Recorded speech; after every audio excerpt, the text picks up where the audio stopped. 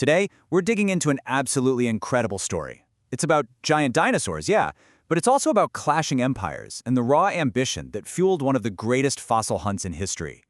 So, it all kicks off with this report. Picture it, the early 1900s.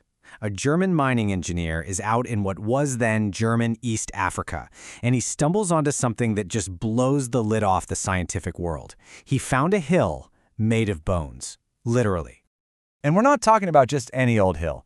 This was Tendaguru Hill, a remote, pretty unassuming place that just so happened to be hiding the remains of a completely lost world. For paleontologists back in Europe, this was the ultimate jackpot, and it was found right at the peak of the colonial era. Can you just imagine the excitement? You have to remember, this was an age of intense national competition.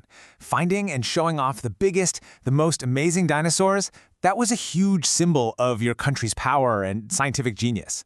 So Tendaguru wasn't just a discovery, it was a prize to be won.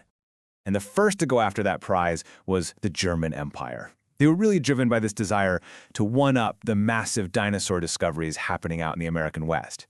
So Germany launches the Tendaguru Expedition, and this thing was an effort on a truly imperial scale. If you want to understand just how serious Germany was, They did not mess around. This was a full-on, state-sponsored mission. They had huge amounts of money, clear, centralized leadership coming straight from Berlin. Their planning was meticulous. We're talking everything from shovels to plaster was shipped in from Germany. They brought in seasoned colonial veterans who knew the ropes, and at its peak, the expedition employed hundreds of local laborers to do all the backbreaking work. It was a well-oiled machine. they were shipping hundreds and hundreds of crates packed with fossils back to Berlin. Everything was going perfectly, but then history had other plans. In 1914, the Great War, World War I, erupts, and it brings everything to a grinding halt. Just like that. The German scientists were either called home to fight or they joined the colonial forces right there in Africa. By the time the dust settled, the German Empire was gone, and that fossil-rich land now belonged to the British.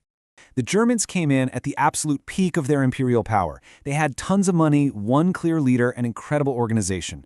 It was a triumph of logistics, of funding, and of pure national will. It was the product of an entire empire flexing its muscles. So, after all of that, the effort, the rivalry, the tragedy, what's left? What is the lasting legacy of the Great Tendaguru Bone Rush? While the biggest and most obvious legacy is the Tendaguru collection in Berlin. The fossils the Germans recovered created one of the most important and absolutely breathtaking collections of Jurassic giants anywhere on the planet. If you ever get the chance to go to Berlin's Natural History Museum, you can stand right at the feet of the tallest mounted dinosaur skeleton in the world, a Brachiosaurus from Tendaguru. And when you look up at it, it's just humbling.